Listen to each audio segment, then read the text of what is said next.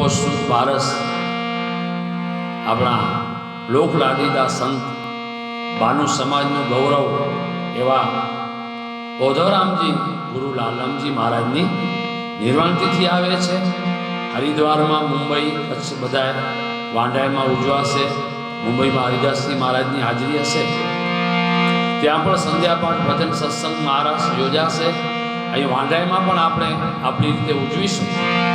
અને આપણે ઓધવરામ મહારાજ 14/1/1956 રવિવાર મકર સંક્રાંતિ અને પોષ સુદ બારસના સાંજ થયા.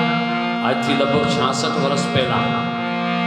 અને ઈશ્વર આશ્રમમાં એના પ્રથમ શિષ્ય બચ્ચુ ભગતના કાકા દયારામજી મહારાજ, છઠ્ઠા ગાદીપતિ દયારામ મહારાજના હાથે એને સમાધિ આપવામાં આવી.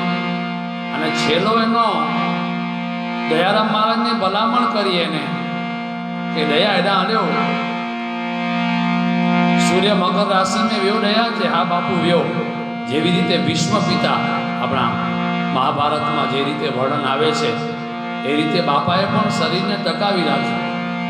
આ બાપુ તે મકર સંક્રાંતિ થઈ તો એ ભગત કે ભણી કે ચો મળે પેલે ઘરે વને ને આમ મુજે ઘરે વને આ વડાન થયો અહીંયા ઉઠ્યા કોઈ રુદન કરી જામો અને ભૂખેથી અન્ન લીજા અતિથિ કે આશરો લીજા એ ભલામણ કરી. અને બીજી વિશેષ ભલામણ ચાહતો તો બોલો બાપુ બોલો.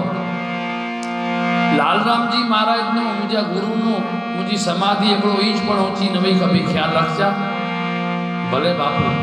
અને કહેવાય છે કે હરિહરના નાદ સાથે બાપા મકર સંક્રાંતિના દિવસે શરીરને નિર્વાણ પામ્યા. અને છેલ્લે ચંદુભાઈએ નિર્વાણ અષ્ટકમ બનાવ્યું. એનામાં લખ્યું છે, આજે અસ્ત થયો જાણે રાત પડી, ઉધ્વ સમ ઓધવ રામ જતા, એની આજ ખરેખર ખોટ પડી, એની આજ ખરેખર ખોટ પડી. ઉધ્વ સમ उद्धव जी उपमान चंदुबा जो को भागवत में कृष्ण भगवान जा सखाई उद्धव एनजी उपमान उद्धव सम उद्धव राम जता एनी आज खरेखर खोट पड़ी, एनी आज खरेखर खोट पड़ी.